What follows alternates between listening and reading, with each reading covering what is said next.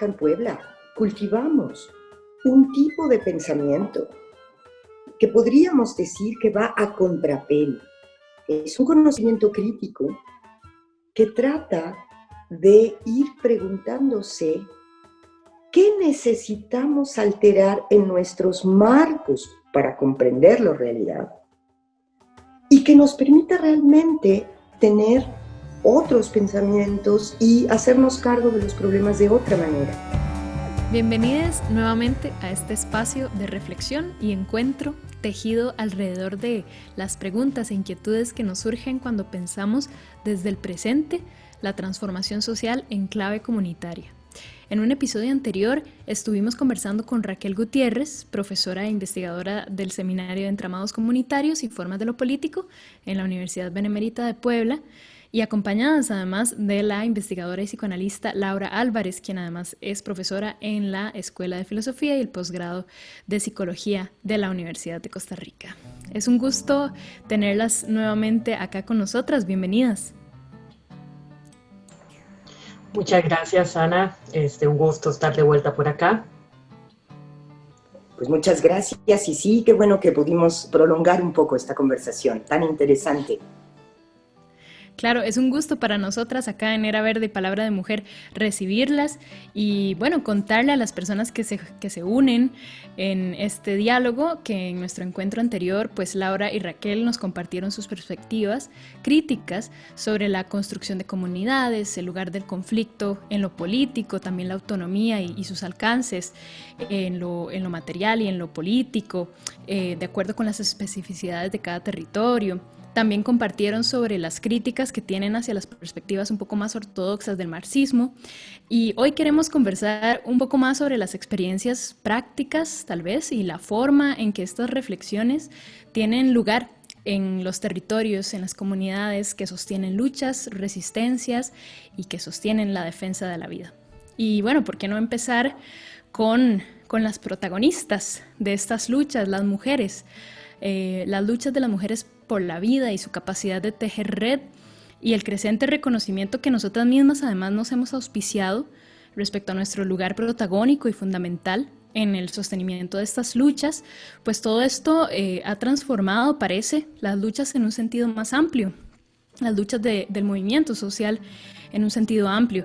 Las mujeres, desde las vertientes del pensamiento feminista, pero además desde las resistencias cotidianas, han evidenciado el vínculo que hay entre los modos de opresión capitalista, colonial y patriarcal. Entonces quería proponerles que empezáramos esta conversación hablando quizás de este lugar en la lógica de la producción de lo común. Pues sí, mira, qué tema tan interesante. Mira, yo quiero poner algunas claves de cómo lo venimos discutiendo y entendiendo por acá. Nosotras venimos pensándolo. O sea, ¿venimos pensando qué? Venimos pensando esta reactualización, esta revitalización de las luchas de las mujeres y de múltiples variantes de feminismos contemporáneos en una clave de intelección que trata de ir haciendo registros simultáneos de lo que le llamamos dos torrentes de luchas. Y de luchas de las mujeres, insisto mucho en esto, feministas o no, porque hay muchísimas luchas, y ahorita voy a tratar de hilarlo, protagonizadas por mujeres, sobre todo en la cuestión de la defensa territorial, de bienes comunes, pues naturales y comunes, que han sido empujados por las mujeres y que de alguna manera han puesto en crisis múltiples estructuraciones mixtas del, bueno, de los modos organizativos tradicionales en las diferentes geografías. Esa es una de las vertientes, es decir, en la defensa contra la ofensiva extractivista, la defensa de los ríos, la defensa de los bosques, la defensa de las semillas, la defensa de la biodiversidad, etc. En una gran cantidad de ocasiones es protagonizada por mujeres, o cuando menos, los momentos más potentes de la lucha desplegada son protagonizados por mujeres. Lo hemos venido registrando en muchos países. Por otro lado, ha sido un proceso simultáneo de generalización de las luchas contra todas las violencias machistas. Así se enuncia en México, en otros lugares se enuncian de diferente modo contra el continuum de violencias patriarcales, contra todas las violencias, dicen en Argentina, en fin. Nosotros acá en México empezamos una pelea muy grande contra todas las violencias machistas inicialmente, y ahora hay una especie de deriva hacia plantear contra todas las violencias, porque la violencia contra los cuerpos de las mujeres, que es conexa, como se ha estudiado ya mucho, por Rita Segato, digamos, es quien con mayor fuerza ha ido poniendo este tema de la guerra contra las mujeres, conexa con regímenes extractivistas, pero si uno rastrea más atrás, te encuentras con pensadoras de los 70s o de los 80s, como María Mies, como Leopoldina Fortunati, etcétera, que ya correlacionaban muy lúcidamente la expansión de capital y el incremento inusitado de la violencia contra los cuerpos de las mujeres. Y qué no decir, pues, del argumento central de Silvia Federici, que esto lo teje de manera muy importante. Entonces, estas dos vertientes, a mi juicio, lo que han hecho es desbordar, y desbordar es otra palabra clave, digamos, desbordar es una palabra muy importante, creo, en esta actual revitalización de la rebelión de las mujeres, desbordaron las agendas en las cuales habían quedado contenidos los esfuerzos de otros años. A mí me da la impresión, digo sin agotar, pero dibujando un esquema que nos permita ubicarnos, que otras luchas que nos antecedieron en el tiempo quedaron de alguna manera capturadas en dos agendas que eran la agenda de derechos sexuales y reproductivos y la agenda de paridad y equidad. La agenda de paridad y equidad se avanzó, ahí va, etcétera, pero se ha ido mostrando una y otra vez que esta cuestión de una especie de cuota biológica no garantiza nada, ¿no? Entonces era como que se ha desvanecido una especie de espejismo, sin que yo diga, se enuncie, cuando digo esto, diga que no esté bien que se ocupen espacios. Pero el problema es que se tienen que disputar siempre los términos en los que se ocupan esos espacios, porque si no, es simplemente un añadido que adorna y que no trastoca nada. Bueno, esa agenda y la agenda de derechos sexuales y reproductivos, que es todavía más incumplida, pero que había quedado establecida mucho en términos de gestiones ante el Estado, de derechos específicos, de segmentos administrados por el Estado, pues, ¿no? En cierta medida, no quiero desmerecer de ninguna manera los esfuerzos de la lucha LGBT, etcétera, o de la lucha por la autonomía del cuerpo y el reconocimiento a la libre interrupción del embarazo, etcétera, pero habían quedado atrapados en, digamos, esta forma neoliberal de administrar disidencias y diferencias, concediendo derechos acotados de manera segmentada, ¿no? Para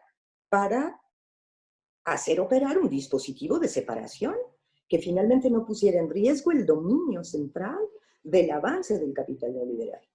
Entonces, esa agenda es la que se desborda, y se desborda en la defensa territorial de los bienes y riqueza común, y se desborda en las luchas múltiples, vociferantes, alocadas a veces, contra todas las violencias.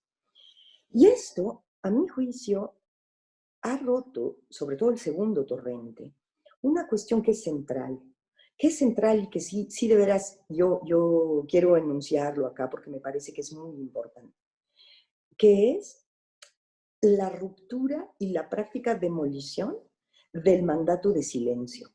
Del mandato de silencio, que es uno de los fundamentos que constituyen, que estructuran el orden patriarcal de dominación, es decir, la ropa sucia se lava en casa, los asuntos internos se ponen hacia adentro, lo cual refuerza la decisión público-privado que nos vuelve tremendamente nos debilita nuestra lucha, ¿no? Entonces, yo, digamos, como presentando un esquema general, esto es lo que plantearía. No sé, a Laura, ¿cómo le parecen estas ideas?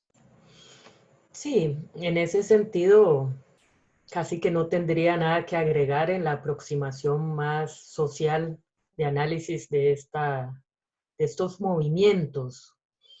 Lo que sí quisiera agregar y tal vez hacer uso un poco de esta metáfora del torrente, de esa palabra que comienza a imponerse frente a un silencio además histórico que dotaba de un lugar de subordinación, de inferioridad, de desprecio frente a la palabra de la mujer, y entendiendo mujer como un concepto estratégico, ¿verdad? Porque no quisiera jamás, y en ese sentido creo que estamos de acuerdo, eh, reducirlo a una expresión biológica, ¿verdad? Me parece que eso es un error profundo y que claramente también estamos observando una politización, inclusive un antagonismo creciente dentro de algunos feminismos que se asumen transfóbicos y me parecen que ni tan siquiera bajo ese principio se podrían llamar feminismos. Pero bueno, más allá de eso, lo que quisiera recalcar es el lugar de la palabra.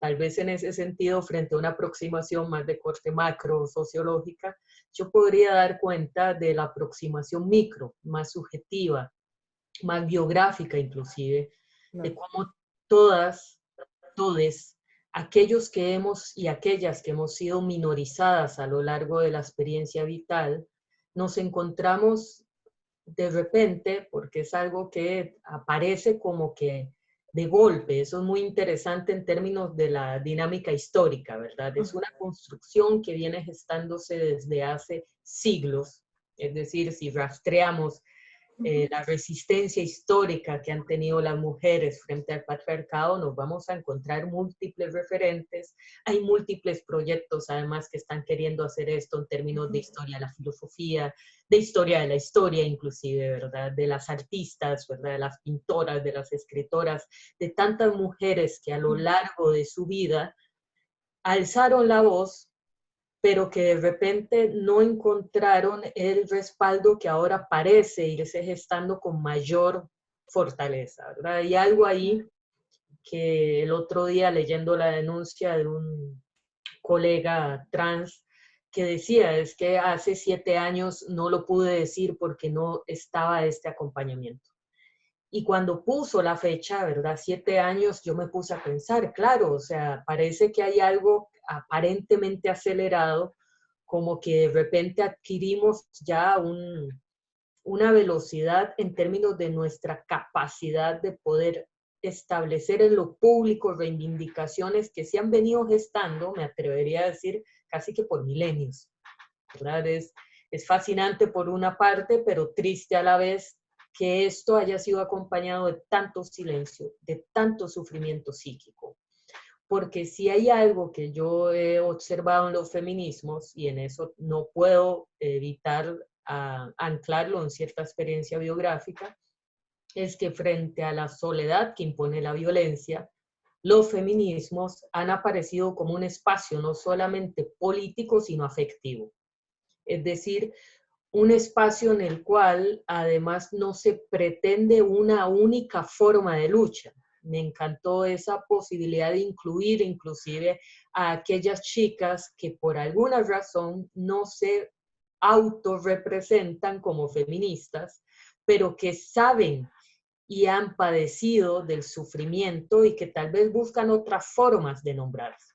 Y que por eso no podemos nada más establecer ahí una frontera de que simple y sencillamente porque no utilizas las mismas palabras que yo para decir algo, no estás en la cuenta, ¿verdad? Me parece que si hay algo particularmente interesante en términos de cómo articulan los feminismos la dimensión pública, privada e inclusive la dimensión macro-micro, tiene que ver con ese hilo que de una u otra manera nos une, que es el daño que hemos sufrido, simple y sencillamente por encarnar un cuerpo que es disidente frente a lo hegemónico.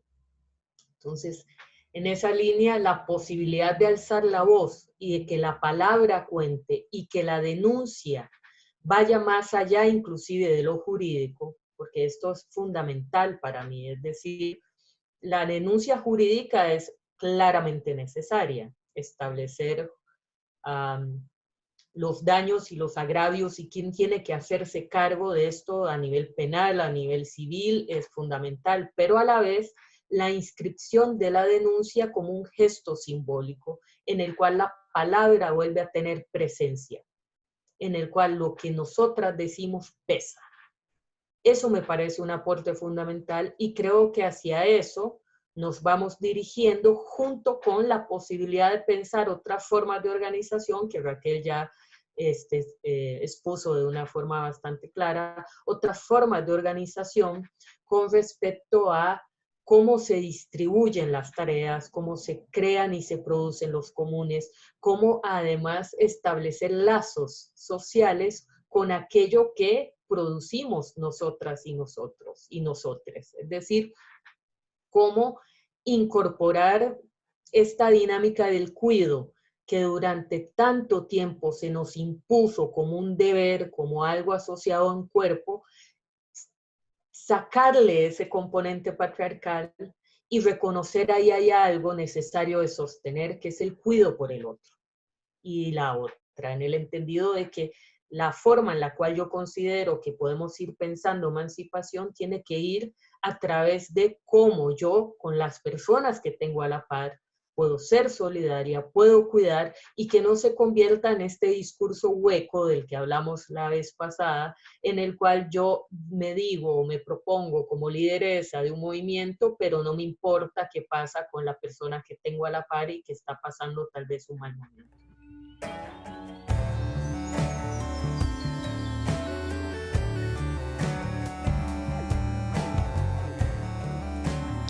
Bueno, he mencionado varios temas en los que podemos profundizar de acuerdo a cómo lo sientan.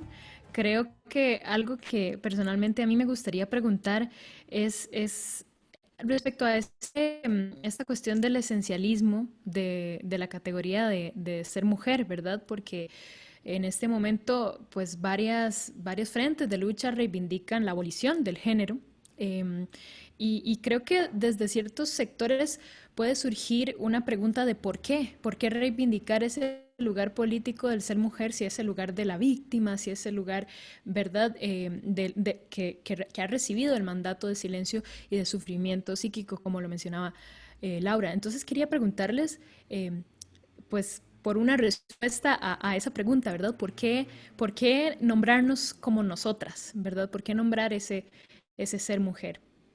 Y dentro de esta pregunta también, si me lo permiten, pensar en cuáles tácticas también nos sirven, no solo esta, ¿verdad? Sino cuáles tácticas nos sirven para desafiar ese mandato y ese silencio con el que hemos sido casi que eh, traídas al mundo. No sé si quiere empezar Raquel y luego vamos conversando. A ver, mira, a mí, yo soy como se dijo en la anterior vez, de origen matemático, o sea, yo vengo de la ciencia dura, ¿no? Bueno, vengo de las matemáticas, que son en realidad un lenguaje, y estudian el lenguaje. Entonces, yo tengo ahí un problema, porque fíjate, yo tengo una pelea muy dura, y tengo bastante escrito, en relación a la manera en la cual lo masculino, o sea, lo masculino dominante, se ha convertido en una especie de neutro ordenador, así le llamamos, ¿no? Es este problema de cómo lo masculino se pretende como representación de lo universal, como representación de lo general, etc. Y no es lo masculino, es lo masculino propietario, letrado, blanco, en fin, ese que Amaya Pérez lo describe muy bien, ¿no? Lo describe muy bien y después hace una cosa de broma que es ese hombre champiñón, ¿no? Que niega toda su trama de interdependencia, etcétera, ¿no? Y que funda su idea en una especie de autosuficiencia absolutamente banal, absolutamente aparente, ¿no? Bueno, entonces, el hecho de plantear, y así han ido planteándose un conjunto de luchas que son la manera en la que yo me voy guiando para acercarme a la intelección del asunto social. Por un lado, empezaron a diferenciarse los varones entre sí, burgueses y proletarios, digamos, del siglo XIX, ¿no? Pueblos indígenas encarnados principalmente en palabras de varones que ya no se presentaban como hongos champiñones, sino que se presentaban como, con todas sus tramas, pero que ellos eran los titulares de la voz. Y por otro lado, voces múltiples de mujeres. Entonces, estas diferencias de los cuerpos fueron comenzando a ser significadas, sobre todo en una clave autoafirmativa que tiene que ver con negar lo que te niega. O sea, me estoy viendo un poquito dialéctica, pero yo me acuerdo mucho de las luchas en Bolivia, de cierto indianismo que dice, como indios nos han sujetado, como indios vamos a liberarnos. Y de alguna manera me da la impresión que las mujeres, es decir, este segmento, como dicen las Minervas, esta experiencia histórica que encarnamos de mandato de silencio, de ser para otros, con su correlato de mandato de maternidad, en fin, esto que somos, como esto que nos han hecho. Desde ahí vamos a desplazarnos para ir constituyendo otro sujeto político. Ahora, hay un debate inmenso, larguísimo, sobre la calidad de sujeto político del sujeto mujeres, ¿no? Y yo creo que es muy importante lo que ha sido dicho. Sin embargo, esta cuestión de mujeres diversas, de constelaciones de mujeres, los avances que se han hecho en este breve lapso, que son, por ejemplo, esto de no organizarse, no pensar a través de formas abruptas, planas de la ley del tercero excluido, que es una ley lógica que solamente puede distinguir entre una cosa u otra y las va a contraponer. O sea, es la herencia de Aristóteles, pues a mí me gusta mucho decir eso. Eso hace que convenga, me da la impresión, que entendamos que esta cuestión de asumir la diferencia sexual y no para encajonar inmediatamente otra vez en una postura, por ejemplo, transfóbica, sino que es el gran problema, y empecé por lo de las matemáticas, porque es el gran problema de pasar filosóficamente del 1 al 2. Y una vez que tienes 2, ya puedes tener cualquiera, porque los puedes sumar, combinar, fracturar, etcétera. ¿Sí me explico? Pero es romper ese neutro ordenador que no te va a permitir pensar en la pluralidad. Es decir, yo tengo más bien argumentos lógicos en relación a por qué es importante mantener a la vista la cuestión de las mujeres. No tengo argumentos biológicos, no tengo otros argumentos, pero sí como un punto de autoafirmación que funda la posibilidad de pluralización y, sobre todo, el armado de sentido común disidente, que eso me parece muy importante, ¿no? Yo sí reivindico la cuestión de las mujeres.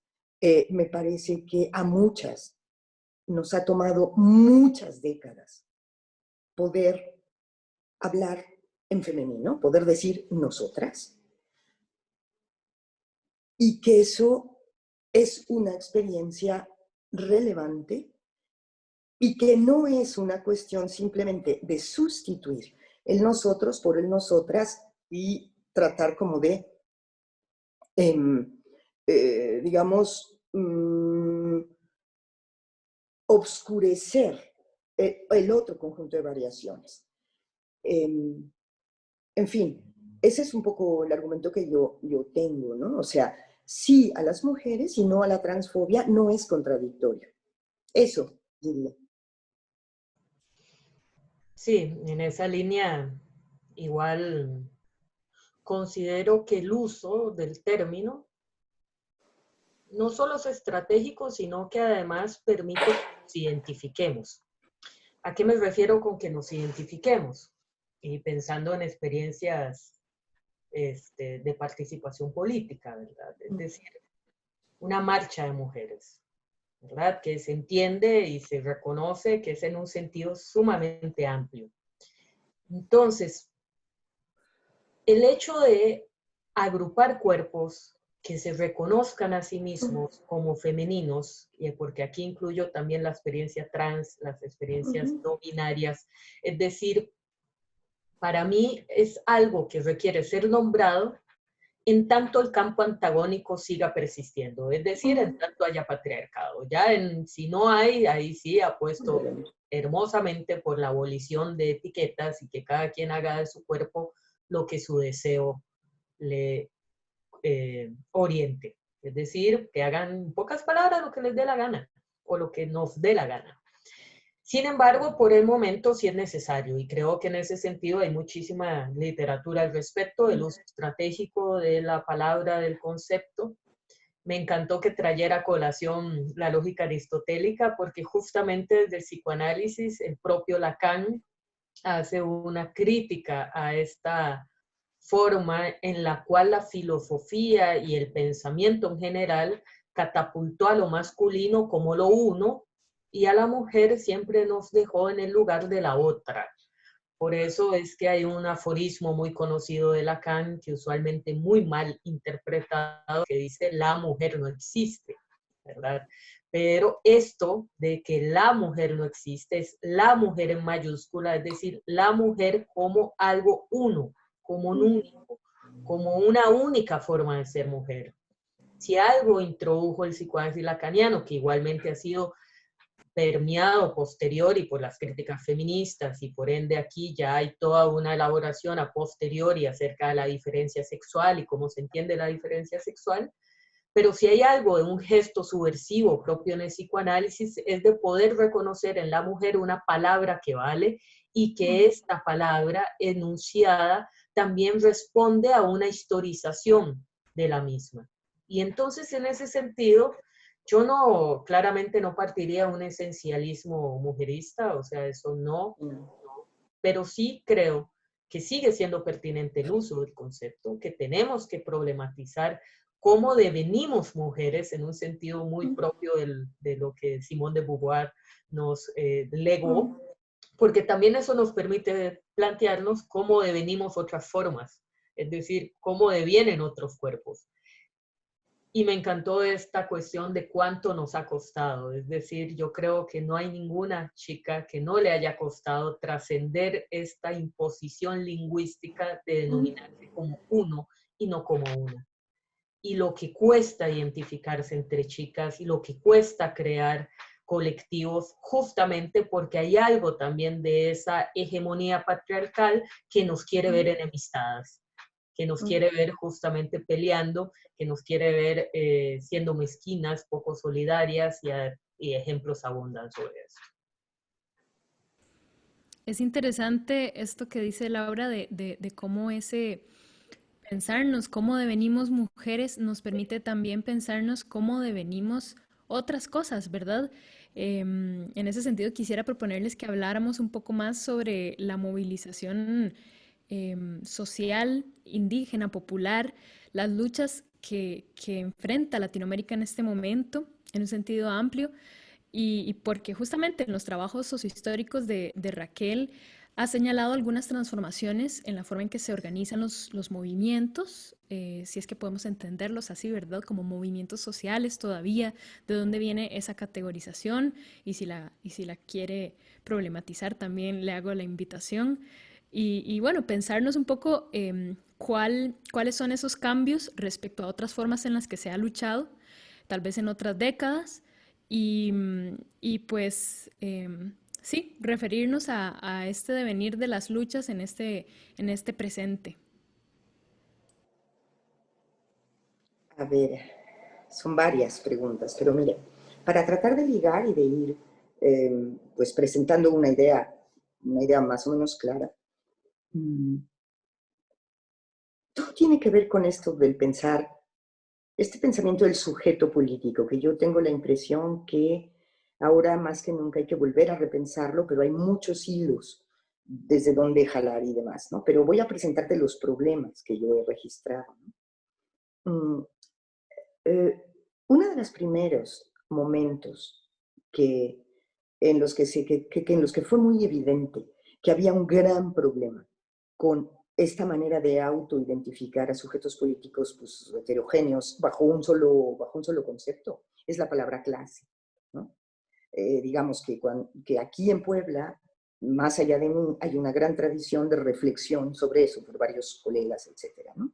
Y ellos hacían una distinción, que es una cosa que vienen haciendo desde la escuela de Frankfurt, en fin, eh, tratando de discutir la cuestión de la clase, entendida en términos sociológicos como clasificación que puede enumerar elementos y definir un concepto cerrado y decir cuál elemento se adscribe a tal conjunto, a pensar los flujos de antagonismo que van armando una visión, una perspectiva antagónica a cierto modo de dominio, ¿no? Si me sigues, ¿no? Con digamos, este tránsito. Ahora, fíjate, yo lo que percibo es que cuando se cae, ya pierde hegemonía, pierde contundencia la narrativa de las clases, un problema es que se queda intacto el artefacto sintáctico de pensamiento de esa forma,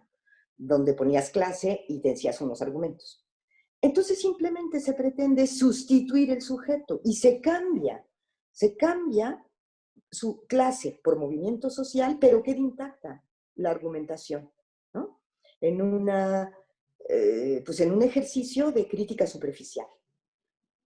De ahí que empiezan a pasar cosas como que se nos viene toda la escuela anglosajona que quería conservar los mecanismos clasificatorios imperiales de ordenar el mundo para poder administrarlo y lucrar de él.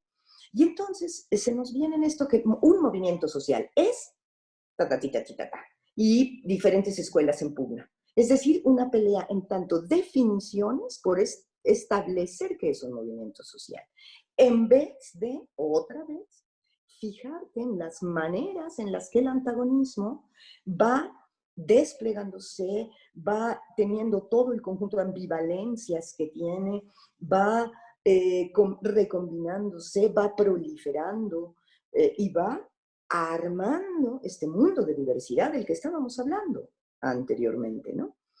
Entonces, con la teoría de los movimientos sociales pasó eso.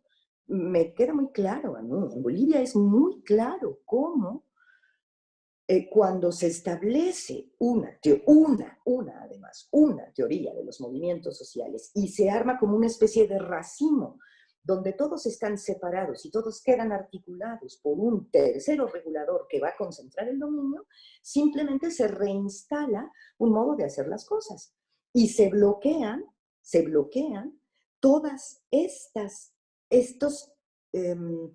estas dimensiones anticoloniales y antipatriarcales que iban entrelazándose en la propia lucha, ¿no? Esa es un poco la crítica grande que yo hago a pues, la teoría de los movimientos sociales. Ahora, todo esto que estoy diciendo no me exenta de contestar una pregunta que no sé cómo responder, que es cómo pensamos a quienes protagonizan esas luchas, porque sí hay un quiénes son, sí hay un quiénes son. Y ahí, por ejemplo, entra algo que nosotros hemos trabajado muchísimo, que es esta idea de trama comunitaria, que queremos utilizarla siempre, insistimos en ello, como un sustantivo que permite sostener el argumento y sostener el pensamiento, pero que no le queremos dar calidad de clausura conceptual, porque no es siempre lo mismo. Y porque necesitamos de esos sustantivos que, a través de los cuales aludamos a los sujetos de carne y hueso que están en lucha y que van protagonizando ese flujo de antagonismo, necesitamos, porque hablamos castellano, de ese término del lenguaje, ¿no? Un poco por ahí va mi argumento en su conjunto, digamos, en relación a esto, ¿no? Sí, en esa línea, de mi parte, bueno, Raquel los pone como flujo de antagonismos. Yo lo pienso tal vez como el escenario que da nombre a las partes. Es decir, un escenario antagónico constituye las partes. Por eso sí se me hace también muy problemático hablar a priori, ya sea de clase o de movimiento social, porque además este chiste lo hago usualmente. Parece que hay movimientos sociales, nuevo movimiento social, porque parece que justamente en ese afán clasificador, en esa pretensión de domesticar lo político, diría Chakrabarti, es el nombrar clausura. Ahora, creo que ya hay amplísima literatura que más bien se enfoca en mapear, en un sentido muy deluciano, el campo del conflicto, el escenario, ¿verdad? ¿Qué es lo que se está desplegando ahí? ¿Qué es lo que está llevando a sujetos humanos y humanas a enfrentarse por algo? Todo esto suena muy en el aire, claramente, pero ya cuando lo aterrizamos, por ejemplo, a la discusión que hemos estado dando acerca de los feminismos, pues evidentemente ahí ya se responde porque es pertinente el uso de la categoría mujer, por ejemplo, o de la categoría trans o no binario, ¿verdad? Es decir, porque esto es necesario porque hay un campo antagónico que hace que estas partes entren en conflicto. Ahora, creo que el reto mayúsculo estriba en cómo poder ir desde nuestras posiciones, que al final de cuentas son posiciones muy privilegiadas académicas, ¿verdad? Cómo poder ir a la par de cómo estos mismos colectivos o colectivas se autorrepresentan.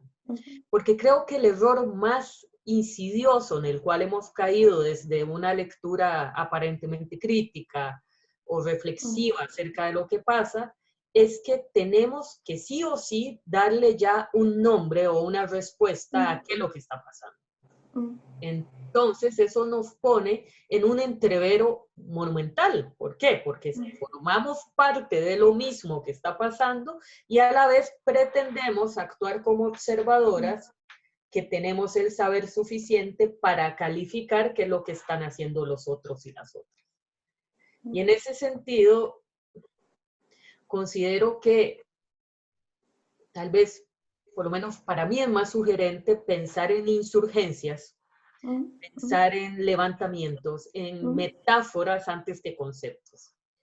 Y que de esto no sabemos muy bien, ni quisiera yo decir qué va a pasar o hacia dónde nos dirigimos, más bien todo lo contrario. Creo que si algo nos ha dado la experiencia histórica reciente, es que esto que se denomina movimientos, en realidad son conglomerados de personas, ensamblajes, que de una u otra manera se mueven continuamente y van claramente mutando con respecto a lo que pasa, y eso hace que la posibilidad muy propia del siglo XIX de pronosticar o de decir qué hacer ya no venga al caso.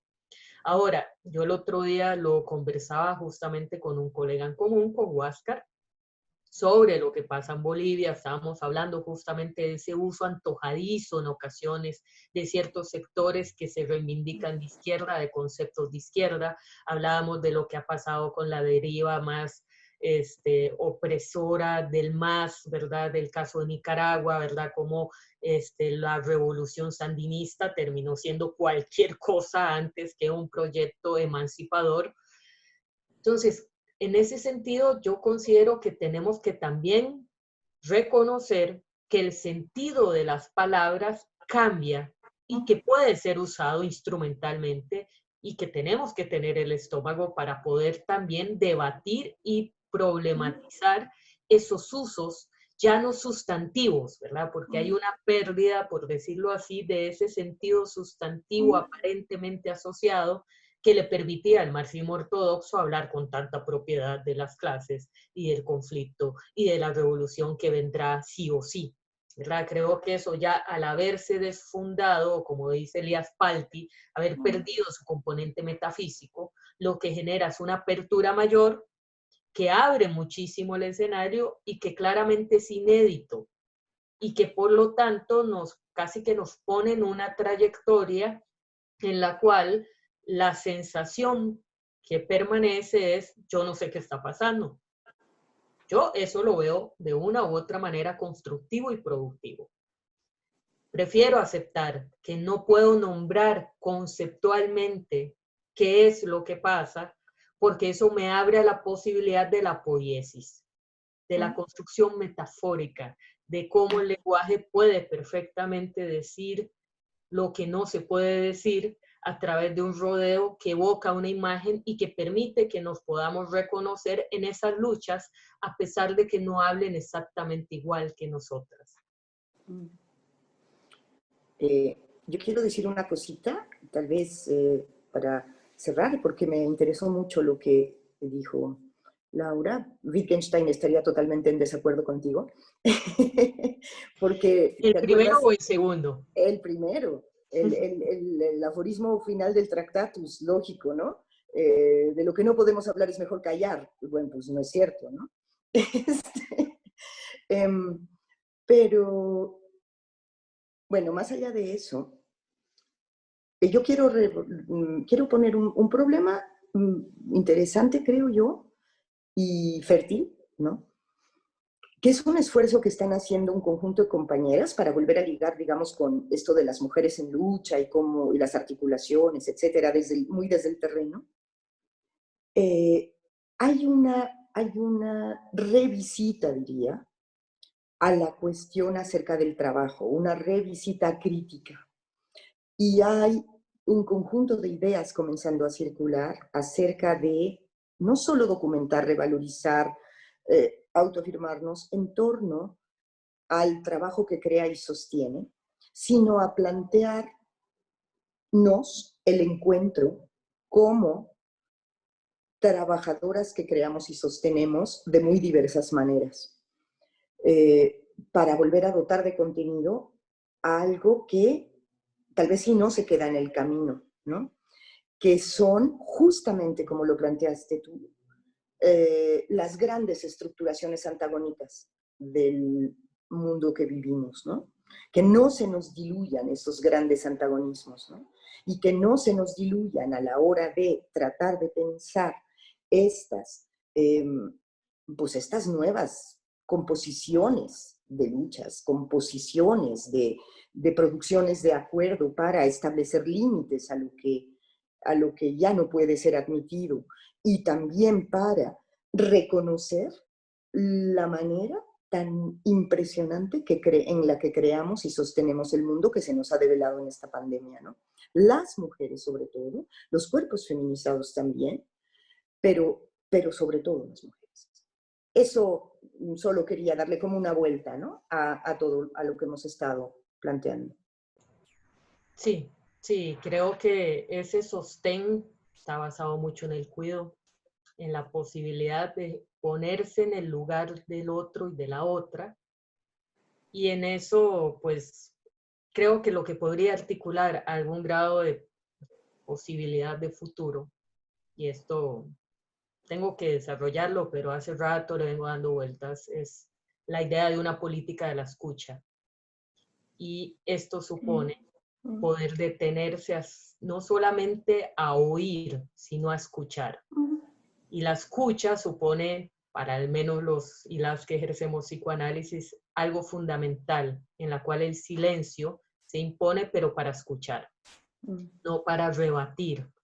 Y en esa línea, uno de los significantes que más he escuchado en las últimas manifestaciones o pequeñas insurgencias o muy grandes insurgencias, no sé cómo ponerlo, pero bueno, es dignidad. Y creo que el dotarle de contenido a esa palabra es aquello que hacen justamente las personas en sus respectivas tramas comunitarias para robar la expresión. Cada quien, cada grupo, cada colectiva, cada organización va a tener que ir definiendo poco a poco qué entiende por vida digna.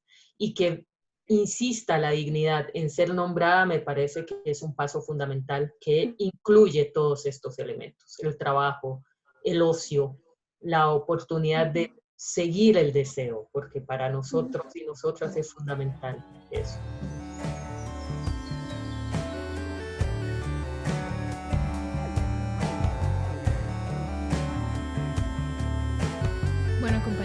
nos vamos acercando al final. Ha sido una conversación muy sentida, además llena de temas sobre los que podríamos conversar aún más. Ojalá se den los espacios para seguirnos encontrando en el futuro, en los posibles futuros que vamos construyendo. Y quería invitarles también pues a hacer una breve reflexión final de un par de minutos para despedirnos de las personas que nos están acompañando en esta conversación, que nos ven desde sus casas, desde sus lugares. Bueno, pues yo nada más volver a agradecer la invitación que ustedes tan generosamente nos hicieron.